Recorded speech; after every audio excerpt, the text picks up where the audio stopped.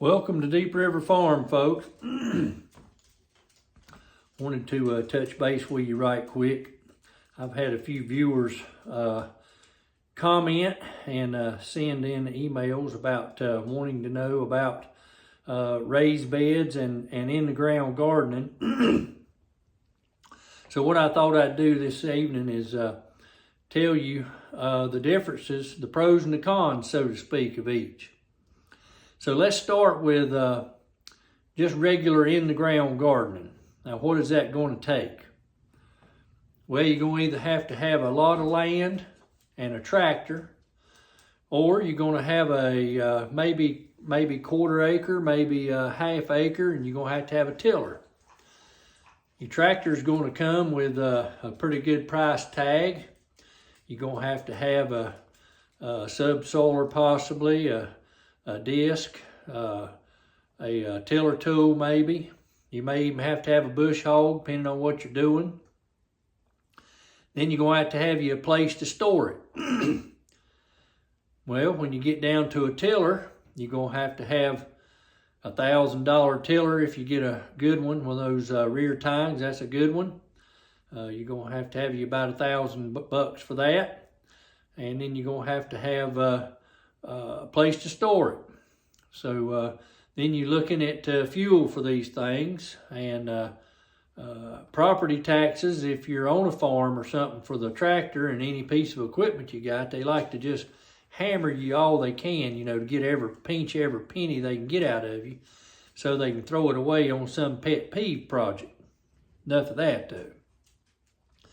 So when you go in the ground, you've got those expenses right offhand, and then you're going to have stuff to work it once you get your stuff going. You even with a tractor, unless you're set up, you're going to do some tilling of some sort after you get it planted, about 30 days, so that you can keep the weeds down to a minimum. Whether you use that tractor or if you have to have a tiller, regular tiller, to use after you've done this. The tractor is going to be by far more easily to open the ground up and work the ground up. And then the tiller is going to be your second thing, because they'll beat you to death till you get it opened up good. And, just depends on what you can afford and everything, and how big a piece of property you're going to farm there. Now, when you do a regular in-the-ground garden, I usually plant one every year as well. And you're going to have, like I said, a good piece of property to do it. And I like to put 5 feet between my rows. Now, a lot of people say, well, I can get away with 4 or 3. Well, the problem with that is you got stuff growing too close together. You can't get in there to work it. The weeds can easily get out of control. And that type of thing.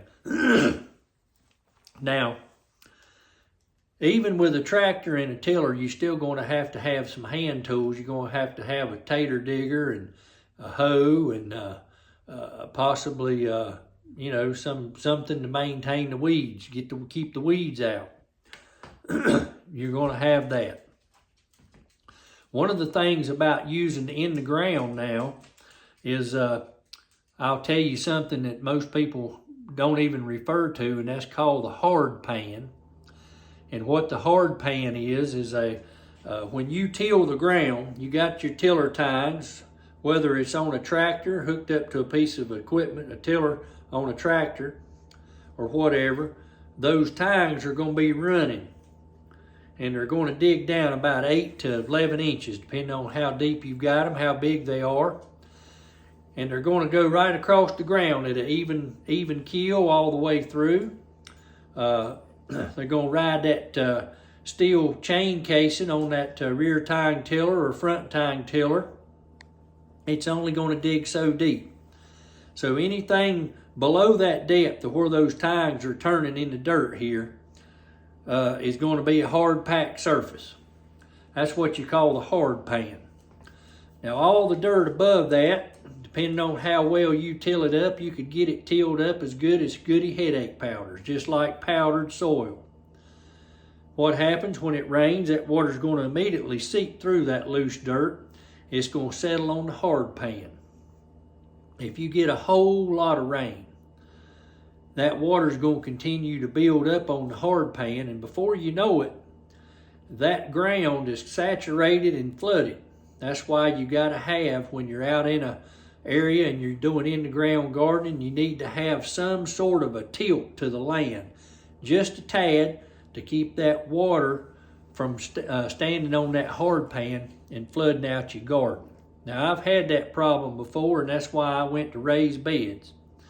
My garden area is just about as level as it can get, and when it rained and rained and rained, I lost my crops 4 times in 1 year, and that's not good. So I went to raised beds simply because of that. So you want to have some drainage if you're doing in the ground gardening, and then you've got to have those tools and that equipment to do it. Now let's talk about the raised beds. Now you're going to have some expense whether you buy the beds or you build the beds. So like I said, I generally use 4x8s, depending on what I got. Sometimes I got a hold of some lumber here a while back where I was able to build 4x4s. So I spread them out 8 feet apart and then put planks in between them and made my beds like that to extend my raised beds. I just connected them together, kind of like in the ground gardening, but they're in separate boxes. So you've got that expense of building them and the time to do it, and then you're going to have your expense of the dirt. Now, I've told you a way you can get free dirt, and that's by going to your city mulch yard and getting all them 2-year-old leaves that's already turned to black compost and filling your beds. That's a way to do it. Now, if you go to the store and you buy this stuff in the bag, you're gonna spend some big money putting dirt in the beds. And if you get dirt hauled in, there's no telling what you're getting, folks. It's just the person behind the wheel that's driving that dump truck's honesty of whether it's topsoil or not. And the same way with that person bagging that dirt at the big box stores, or whether you're actually getting true topsoil or not, because none of that's regulated. As far as tools for your raised bed, all you need is a tater digger and a hoe, and maybe a little hand shovel, and a little hand rake with the prongs on it. It's about all you're going to need. And you can keep that in your garage or your carport or whatever.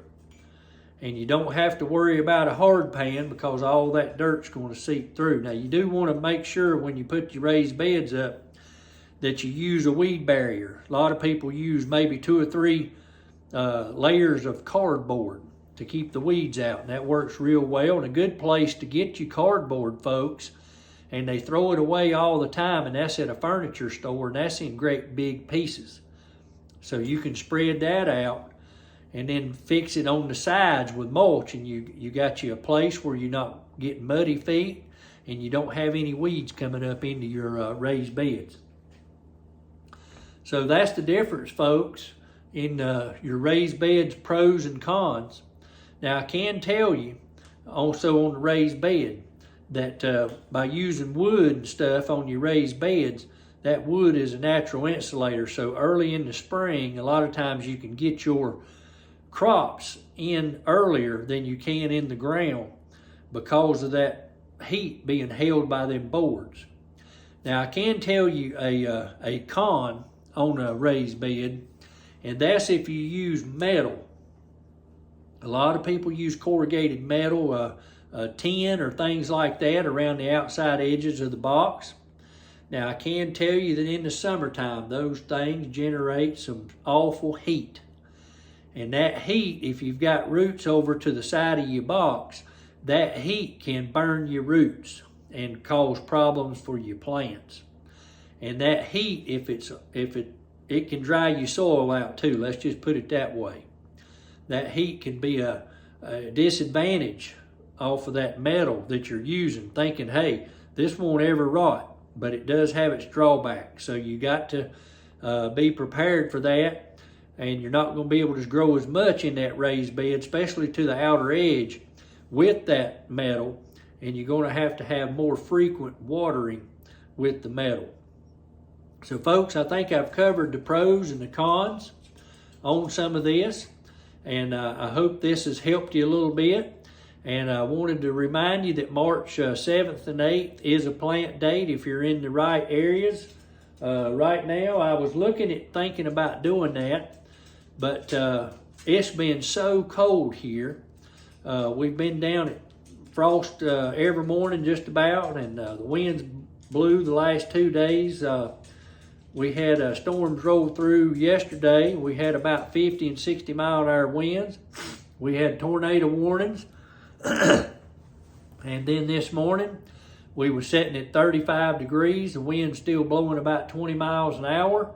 And we went up into the mountains there and run into the little snow flurries going on. So might be a little early to even plan on doing a little winter sowing.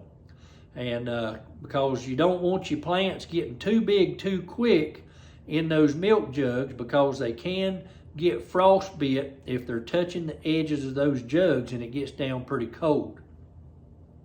So I'm thinking about kind of holding off maybe till the next round when the signs are right. So folks, I appreciate you joining me today on Deep River Farm. I hope this has been helpful on deciding on whether you want to build raised beds or go with the standard in-the-ground garden, the pros and cons. You've heard it on both sides. I appreciate you joining me today on Deep River Farm. I hope everybody has a good planting season, and I appreciate you joining us. Have a good day.